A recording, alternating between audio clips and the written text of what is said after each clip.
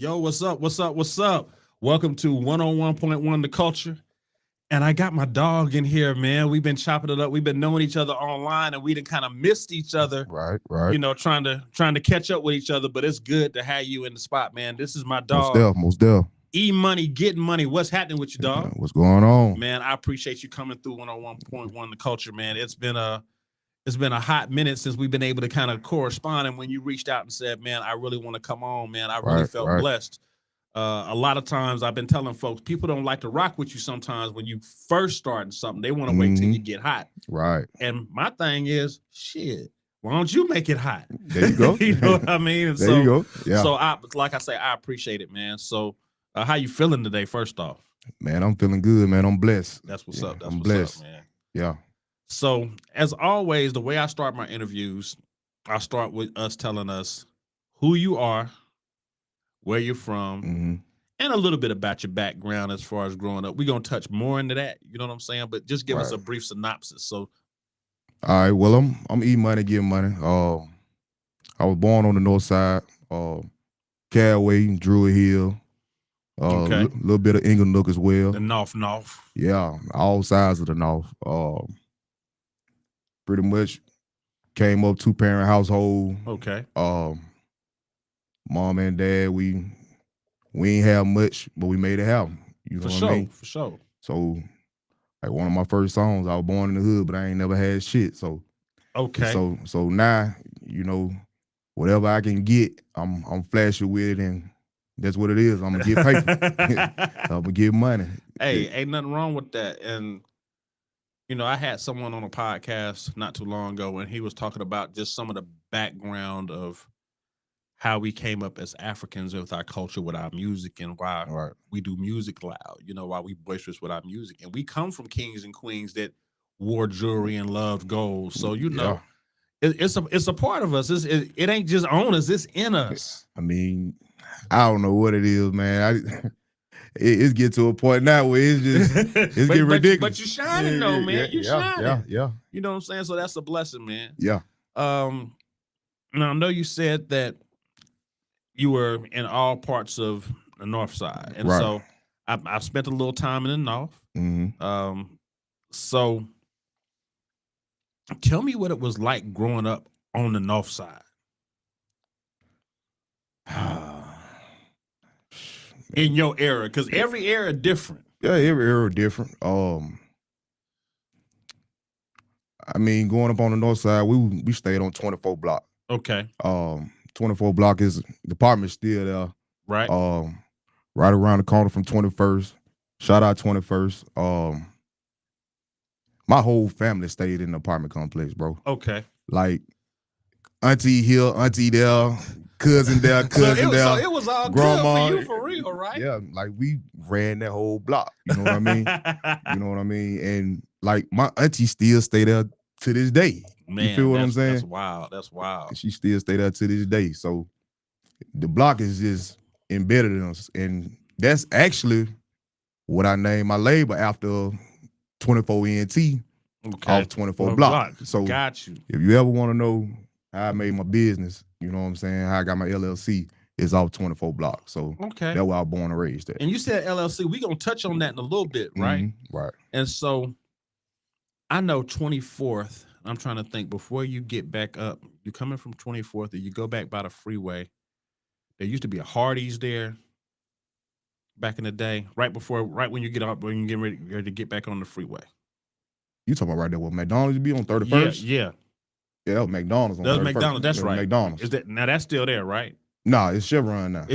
Man. Yeah. Man, I got to get back on my side, man. Yeah. I be caught up so much on the west and working, man. I ain't even had a chance to get up over there, so the hood done changed. Yeah, it really have. I mean, you still got Saul's over there. Okay. I mean, Rally's been gone. Back in my day, we had Party Pack down the street. So man, it's a lot that changed. I mean, they revitalizing it. They really is. Do me a favor, move your mic up just a little bit.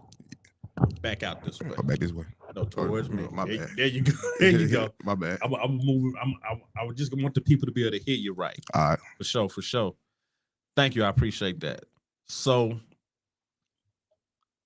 people always try to talk about how bad the hood is, but there's a lot of good in the hood. Right.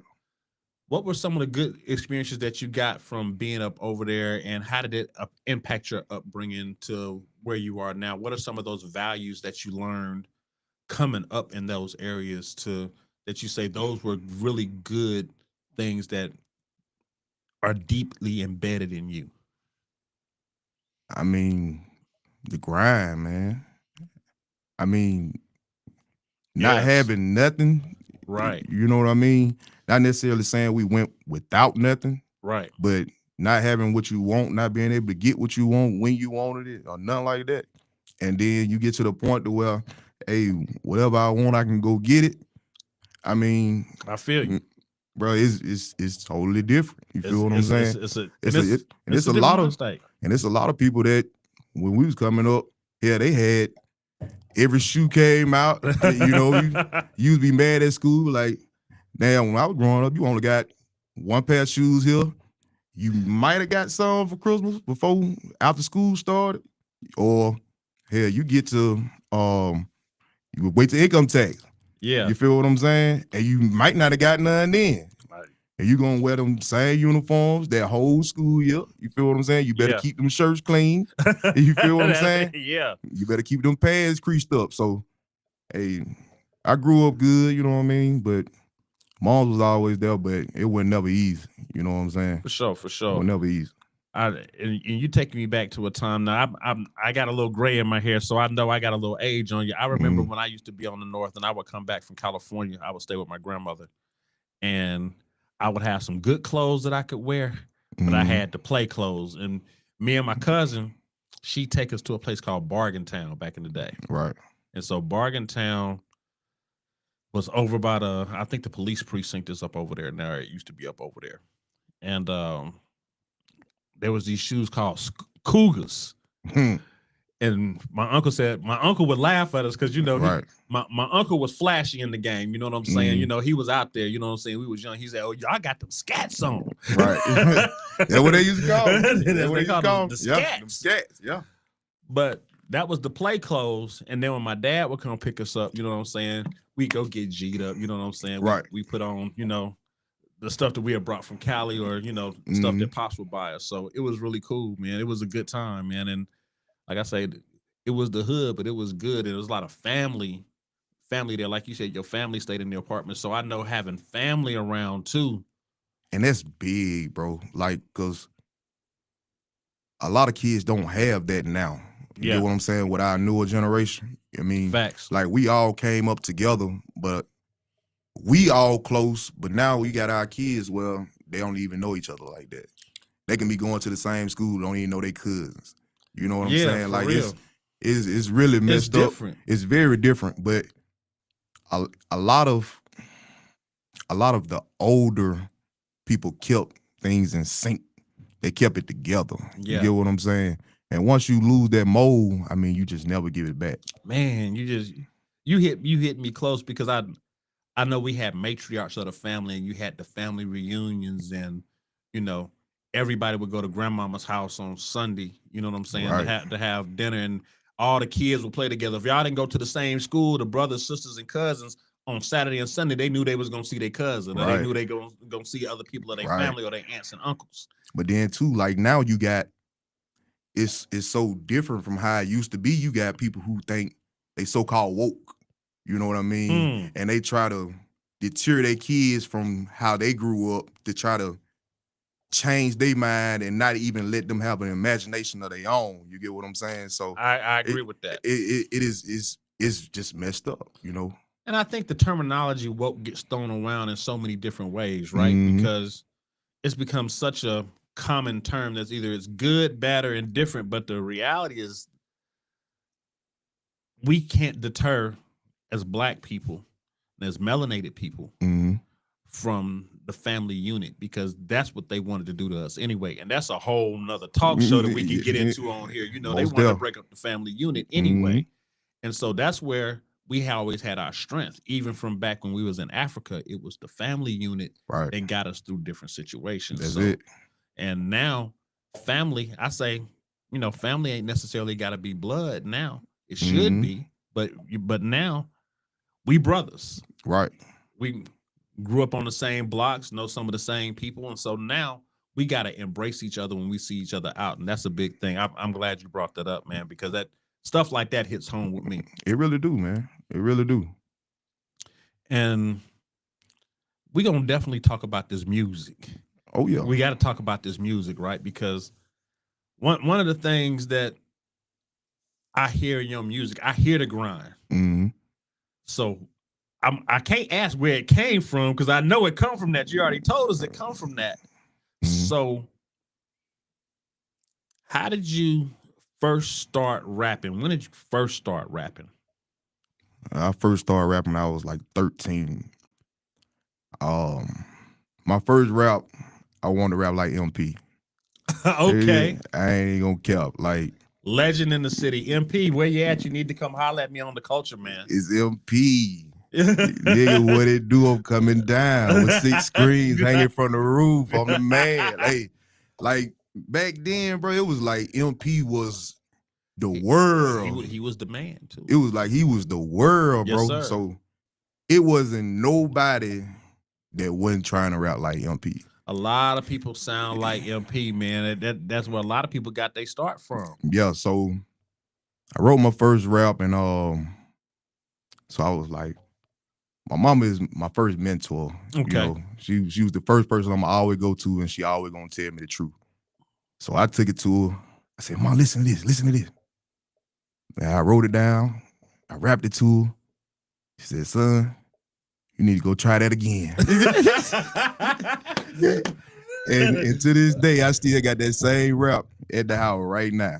So you got that as the reference. We can't do it like that again, but but that's so dope though, because you able to take that relationship with your mom, like we said, family, when you can say, right. Hey mama, I can rap. What you got? And is she close enough to it to where she can say, that ain't what's winning. And she gonna tell you what it is and what it ain't. I mean, straight up and down. That's a blessing. Yeah. To have that honesty from your mom about rap music. So when did it get good? Because you said the first one wasn't it. When do you think you got good, or when did you know that, hey, I'm really on to something? I started feeling like I was really on to something once I got into, like, I want to say the 9th or 10th grade. Okay. So uncle, you was pretty consistent then from 13, constantly writing then. Yeah. My uncle, shout out to Var. Okay, shout out. He was one of my biggest supporters. Like, had every CD I had ever made. Always, I sent him something, he was gonna listen to it. He gonna tell me what he thought about it. Okay. Whoop, whoop. So, me and my buddy back in the day, his name was Killer C. We used to call him Luda back in high school because he looked like Ludacris. You know what I'm saying? Okay. And I had this song called "Fire With You Up." And what'd you call it? Fire With You Up? Fire With You Up. It was called "Fire With You Up." And man, my uncle played that for everybody at the job. He was like, everybody just kept on asking me about it, asking him about it. And I was like, he was like, man, nephew. And then he's so excited. He's more excited than I am. You feel what I'm saying? He know you got one. He was like, that's it, nephew. I'm telling you, that's it. You know what I'm saying? But as time progressed, I got actually better. Words got more matured and started actually being able to section it off and make actual good music. Though. That's what's up. Yeah. So started off solo, right? Are you still a solo artist, or have you ever been in a group? I'm a solo artist, but I do have 2 of the best guys. We call ourselves 3 Kings. Whenever we get on the track together, we call ourselves 3 Kings. Okay. Fresh Game Peas, shout out, and my boy Young JD. Okay. 2 of the coldest brothers out of the city. That's what's up. When I tell you, like, they wreck. Like, man, I'm more of a songwriter, producer. Like, I know who sounds good well. I know what sounds good, all that good stuff. I'm a great songwriter. Okay. But as far as you talking about just pure talent, just turn the beat on right now. And they can go all night long. All night long. I'm telling them, those are two of the most talented people I ever met in my life. You know what I'm saying? And whenever I get in the studio with them, shit, they intimidate me. You feel what I'm saying? I can't believe I just said that, but they'll be like, shit, E, you know you lying. You need to end that out, right? You like you said, E, I know you lying. You know what I'm saying? But bro, they bring out the best in me for real. That's what they bring out the best in me. That's what's up. You know, iron sharpen iron in the studio. I always say, because you know, I've been blessed to be able to work with many different people, and a lot of times, sometimes you can have too many people in the studio. But if you got like-minded people and everybody trying to come out with the best that they can be, right, without nitpicking on someone and saying, "Oh, that's trash." I mean, if it ain't good, it ain't good, right? But you're not trying to do it to tear nobody down. You're really trying to build somebody up. That's how you build better songs. And with us, I mean, it don't matter what we say. Like the chemistry is just there. Yeah, bro, you just need to say it like this. Bro, you just need to say it like that. I mean, and it be magic. That's what's up. It's magic. What's up. Now, earlier you talked about having an LLC with your company. So now you have a label. Yeah, I had a label for the past 7 years. 7 years, okay. Right. Now I'm breaking it down into different entities to where the whole total brand is still going to be 24 ENT. Right. But I'm going to have different things up under it. So you might have like your publishing company, you might have a merch company, you might have exactly different brands. You might have a studio that's up under there, so everything's got its own business up under the umbrella. Exactly. That's dope. That's dope, and that's good for structuring your business the right way. And I know me and you got some history. A lot of people don't know. We talked about how we kind of started interacting. And you ended up wanting to do something with your credit at one time. Yeah. And I believe I was doing a credit clinic and you weren't able to come. But my cousin came and I ended up linking you with my cousin. Right. And so how did that impact you as far as being able to run your business and funding and all that type of stuff? First off, shout out Miss Shay. Shay, my cousin. Shout out Miss Shay. You get shouted out on 101.1 The Culture right now. You already know you done impacted this building too, but you impacting people that's coming right back through here. So man, I appreciate that. And I'm telling you, I'm spreading the word. Anybody who say they want somebody their credit, holla at Shay. I'm sending them everybody I get, I'm sending them. Everybody I get, I'm sending them. And I mean, she just did an awesome job, bro. And a lot of people, it's just the fact that they lack knowledge. And me, I didn't have bad credit. I just didn't have enough credit of long-term credit. You get what I'm saying? So that is more of an issue than even having bad credit by not even just having none at all. Having an established credit history. Exactly. So it makes a big difference. Yeah. So and there's a lot of keys to credit that a lot of us aren't educated in, because most of us, like we say, we come from backgrounds that I don't want to say are disenfranchised, so to speak, but they are. They are. With disenfranchised backgrounds to where these aren't things that we were taught, and our people weren't taught this. And they should put that in schools, bro. Man, I could do a whole podcast on what I think like curriculum should be. That should credit in our school system. I mean, that needs to be some type of elective somewhere, man. Because it's hard to function without it. Unless you got a whole lot of money to go buy a house down payment, you need credit. Exactly. Most people, when they get a car, you need credit. We got to break these generational curses, bro. Yeah. And now we're talking about buying things that we just need. We're not even talking about using credit to buy assets that generate money. People do that and buy homes. They use credit to buy homes and flip houses to make money. So there's a lot of things you can do with that. And you've been able to use that to help you get some level foundation for your businesses? Yes, I have.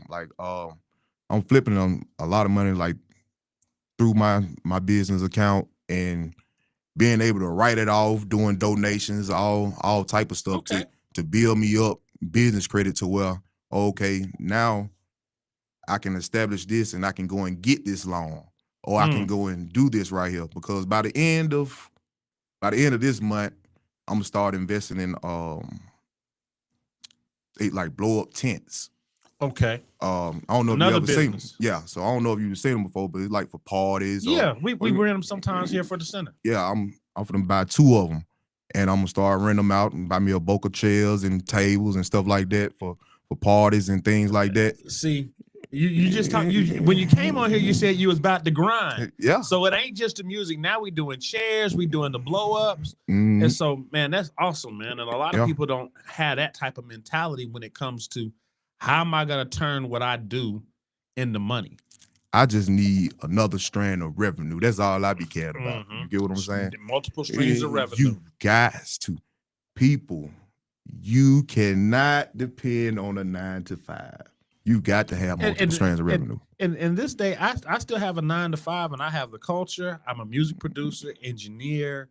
I have other things that I do in order to generate funds as far as side businesses, consultations, things of that nature. So I definitely understand him. Yeah. And I don't have a bad 9 to 5. I mean, I don't either. But at the same time, you know, I'm not flashy, but you know, I have some nice things, you know, and I like to maintain what I have. And, Right. And I think that we owe that to ourselves, to where if you want something nice, go work for it. Understand how to make money.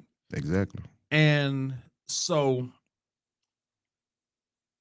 when we came in and we talked about your music and we talked about your label before you got on camera, you said that you were thinking about not being the front person anymore. Right. And stepping more behind the scenes. Mm-hmm. What made you think about that transition? Man, there's just so much going on, you know, these days. And I actually just dropped an album in September. Okay. It's called My Time. Y'all check that out. Okay. Make sure y'all go check him out. I actually said that was gonna be my last one. Okay. I said I was pretty much I was done rapping, you know, because I've been doing it so long and I done spent so much time, so much money, and it's like, damn, I'm still here. You know what I mean? But it just take people just like my mama. And I send her something, or I make a song, it's like, damn, the love is just still there. And everybody around me like, bro, you can't stop. Bro, you can't stop. My mama, son, you ain't signed yet? I mean, every time I talk to you, ain't signed yet?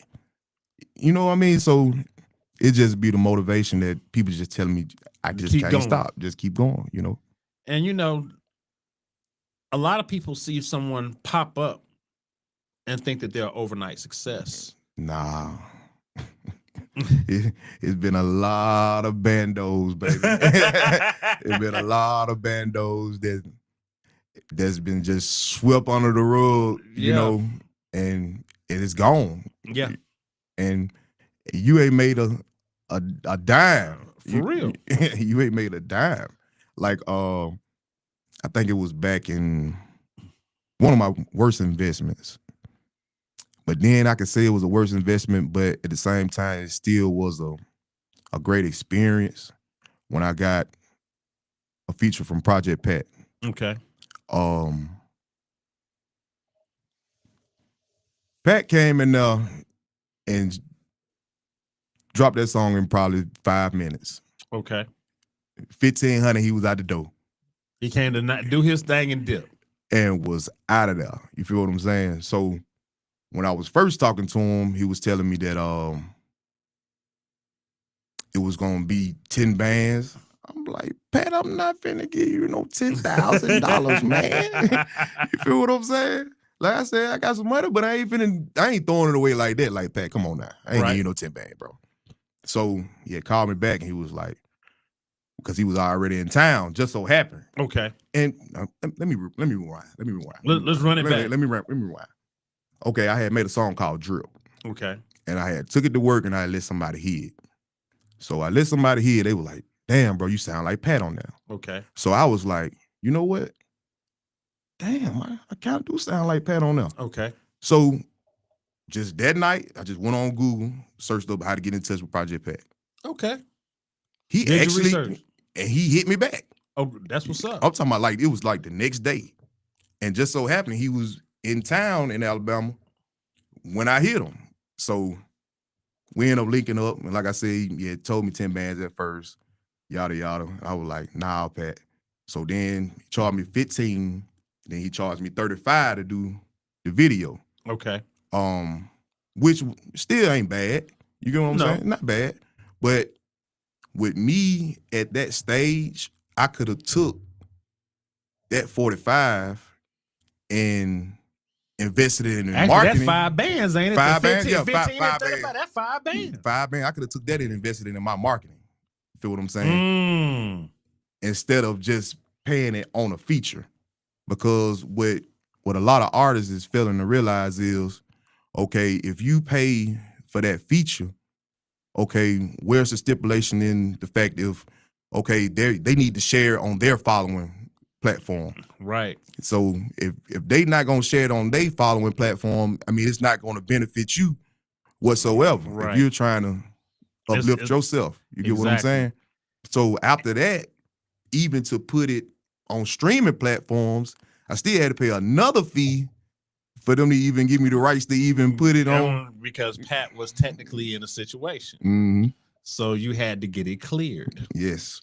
People don't realize there's some devil in the details. And one thing I tell people about contracts are good. Mm-hmm. But a contract is only as strong as your ability to enforce the contract. Mm-hmm. So you can sign all the paperwork you want, but if you can't enforce them, if you ain't got the money to go behind that and say, hey, you didn't do this and you didn't do that, I need my bread back, or I need whatever the penalties are for violating this contract, then you just signed a piece of paper. Right. It sounds good. Yeah. And I'm just talking about 5 bands, but it's people out here that spent 10, 20, 20, 25 can't bands. get a repost At all. And listen, maybe can't even put the record out because he signed and you don't know that it's got to get cleared by the big label before it can even be released. But I will say Pat was one of the most down-to-earth people I ever met. And at the end of the day, he did show love because he didn't even have to meet me, tell me to come back to his meet and greet.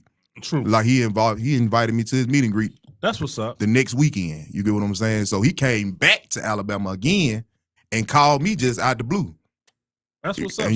So you built a little bit of a relationship with him to where, come to the meet and greet. Yeah. And he had every DJ that was in the whole state. The whole state, every DJ in the whole state was there. That's what's up. That's what's up. So that was not a bad investment because you know what? You learned from it. I did. And now we can talk about what's next for you since you didn't learn that and now you're gonna do the label thing. What's next on the plate for you? Man, I gotta get a lot of content going. My boy Big Phil, shout out Big Phil. That's my dog, Big Phil.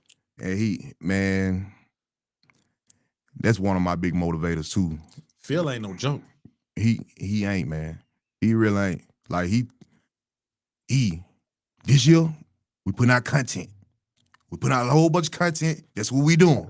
You get what I'm saying? You know what I'm saying? He talked to me like a big brother because he is a big bro. For sure. But I knew Big Phil when he first started. You know what I'm saying? I was one of the first people he shot a video for. You know. Shout out Big Phil, man. You know, we've been working with him, and Firehouse. That's the crew and all that. So I've been rocking with Phil for a minute. Yeah, that's my dude right there. That's my dude. So now the focus is content. Yeah. Singles. You got another album or content for you and your label? I don't think that a lot of people's attention span is up on albums. Okay. So more than likely maybe EPs, maybe, or singles. I think that's a good strategy. You see a lot of people doing that now, and that way you can kind of plan everything out because you can have a catalog and you can say, okay, I'm finna strategize and put these next 7-8 songs out, and you can already be building the content for them ahead of time. So you ain't got to be dropping a song and saying, man, I need to think about this and I need to think about that. You already got it scheduled ahead of time. Yeah. So with me saying that was gonna be my last one, I already took a lot of the music that I already had, and I was like, I said, boom, I just put it in there. But That's what's up. everything else is gonna be fresh, new, straight off the dome. Um, that's pretty much it right now as far as the new content. Focus on some different strands of revenue and focusing on investing mostly That's what's up. in 2025. So, last things I want to cover a few more things before we let you go, because I know we here on the late night doing ours, right? I know you talked about doing donations and things through your company, and here at the Crescent Culture Community Center, you know, we're all about giving back to the culture. Right. So, talk a little bit about some of those things that you've been able to do as far as give backs to impact the city, or just the culture in general.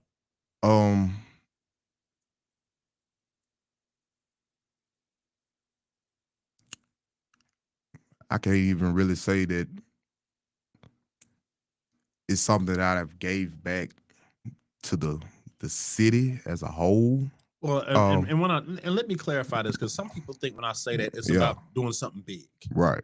You know what I'm saying? To me, give back is give back. You know what I mean? It doesn't necessarily have to be to the city. It could be to your neighborhood. It could be to when you see homeless people. How do you get back to home? However it works, because I think that with what we're blessed with, you know, we got to give something back. Right. And my daughter tell you, my youngest daughter, her mama tell you, Mom, why you didn't get that homeless man something? Dad, I always get a homeless man something. Why you didn't give him that? You know what I mean? I've never been stingy or greedy or nothing like that. That's what's up. I always want more though. Hey, and it ain't never enough.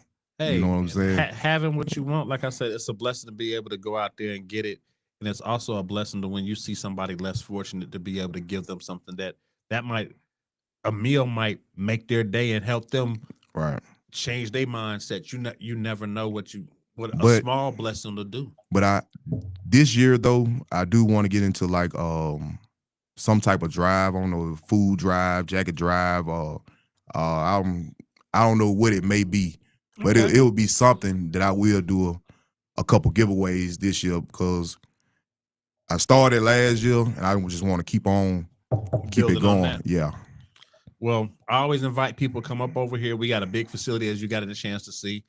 We do food drives, coat drives. We have different events to help anybody in the city of Birmingham. It ain't just because we're in West End. We're just very close to West End. We're here in the heart of West End.